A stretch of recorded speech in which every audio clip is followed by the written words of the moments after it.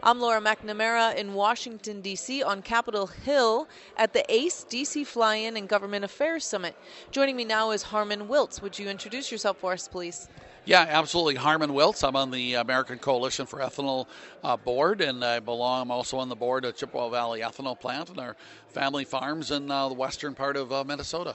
Okay, and you've been on the board for a number of years now? Yeah, I've been on the board at least 5 years, and it's been a great organization I belong to. Really focus in a lot on policy and ethanol and E15 and farmer practices, 45Z, lots of different things. And that's what we're here doing this I was going to say weekend, but this week, right? Absolutely, yes. So we're really here today, this week, a couple of days, to kind of focus in on what are the priorities for farmers back home, ethanol companies back home, rural folks, and sharing that with our legislators of why is it really important to have get E15 passed, why is it important to get the Farm Bill passed, why is it important to kind of focus on the future of our energy system. And what are those important factors you're sharing with the lawmakers? Well, I think when it comes to E15, it's all about stability and economics. So from an E15 standpoint, that if we get E15 passed, everything becomes stable after that. The oil companies know exactly what the blend rate is. The farmers know, hey, if we can do E15, we're going to grind about 2 million more bushels of corn. Could be an upside of 25 to 30 cents a bushel for each farmer. So that's really, really good. And guess what? My city cousins can buy the 88 blend for somewhere between 10 and 30 cents a gallon cheaper. So there's no tax money involved and everybody's happy. And then we're stable.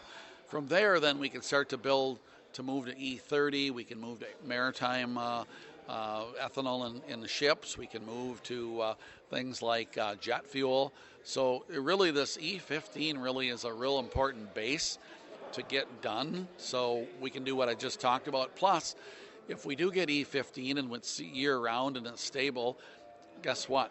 We will look at investing a lot more money in more ethanol facilities and get to a point where we're really helping rural farmers, rural ethanol plants, rural folks, and help our city cousins with lower fuel. So it seems to be a real win-win situation. Yeah, it's a win all around has been the message. So why do you feel it has taken so long to get this through? It's really interesting why it has taken so long to get through. Today we visited about 7 different House representatives and senators, and the majority of the main theme is they're frustrated too of why 2 different times it was in the legislation, it should have been passed, and it was pulled at the last minute by just a handful of folks that were able to do that. A lot of it revolves around the SREs, the RVOs, the small refineries. So I think that's kind of been the biggest thing. But most folks are like, hey, this is fairly simple. It's good for consumers that buy gas. It's good for farmers. It's good for rural areas. So, and it's good for the environment too. The other big piece is that our exports are doing really well in ethanol. And one of my worries is the United States is getting behind. You take a lot of other countries now, they want the ethanol, really because they see it lowering the cost of fuel for their folks, and it's really helping them from an environmental standpoint. So a lot of big things happening. But I think there's a really, really good chance now to get it through in the next, in 2026. We need to get this done. And were you able to meet with any of those lawmakers that seem to be a bit more on the opposition side? Yeah, we had a chance. Our group today, what we do is we come here and then we break out in groups of 2 or 4. Then we go meet roughly about 7 House or Senate, depending how it was. We met with 5 representatives today, and we met with 2 senators, and got to actually meet with one of the representatives that are actually on the council that they developed. And I would say the theme for everyone was we don't understand why it didn't get passed. We don't know why it doesn't. It's really simple. It should. We did run into one saying, hey, I have refineries in my state, and I need to protect those jobs.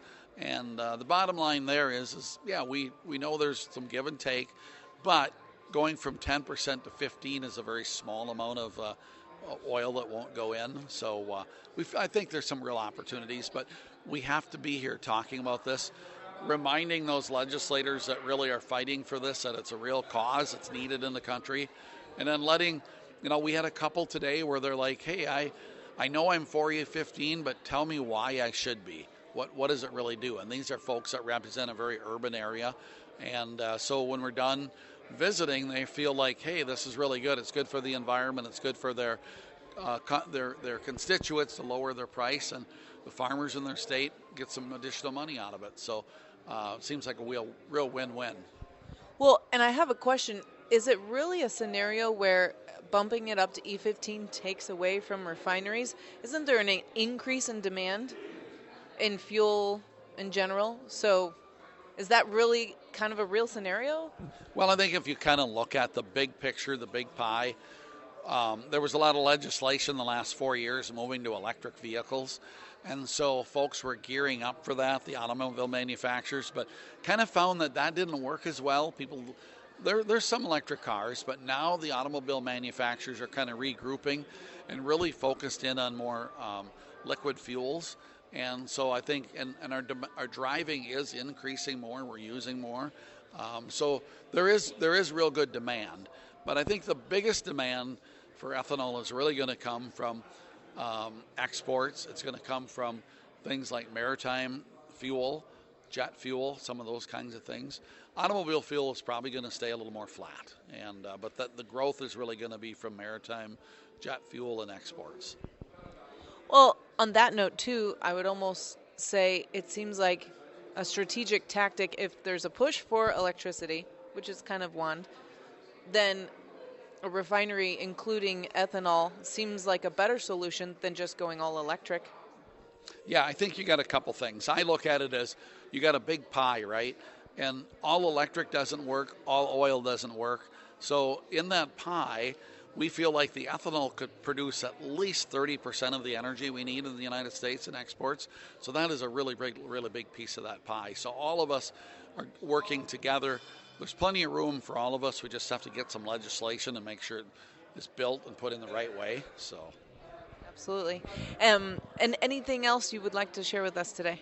You know, what I would probably share is that I think things that we see that really help, why E15, why we go there. One, consumers get to buy fuel cheaper.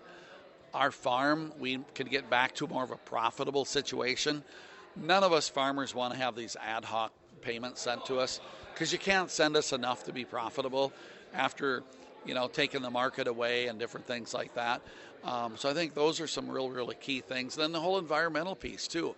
When we're burning more ethanol, we have a cleaner tailpipe, and that's really win-win for everybody. And that's where these third world countries and these other countries are seeing this as a win-win. Cheaper ethanol than what they're burning, and a safer environment. And then the whole stability too. They have if you think about the war right now, and we have a lot of ethanol, we don't have to worry about where oil comes. So there is a real push and a momentum for some of those kind of things. But I think the big thing is we need to talk to our legislators more and more about what we really want in this country and have a good long-term plan laid out for energy use. And do you feel you made an impact? Oh, I think so. I think after meeting with our legislators today, I think we were able to clear some things up. We were able to articulate really what it does for their constituents if they live in the big city or on the farm. And I think it was really helpful to have kind of partners around the world. So, yeah, I think it's really mandatory to be out here. If we're not out here telling our story, somebody else will, and it probably won't be the same way that we tell the story. So, yeah, and it's really interesting because they really do want to hear from farmers and constituents in their district, what really is happening. So they ask a lot of questions of us too.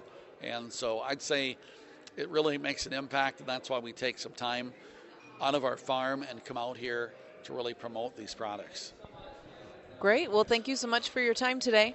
Hey, anytime. Thank you very much. Thanks for your work. One of the things I've realized is that if we don't have really good media, we can't get the word out.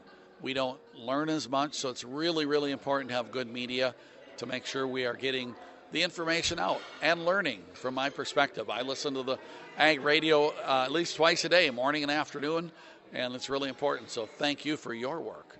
Well, absolutely. It's been a pleasure to be here. I'm Laura McNamara in Washington, D.C. on Capitol Hill.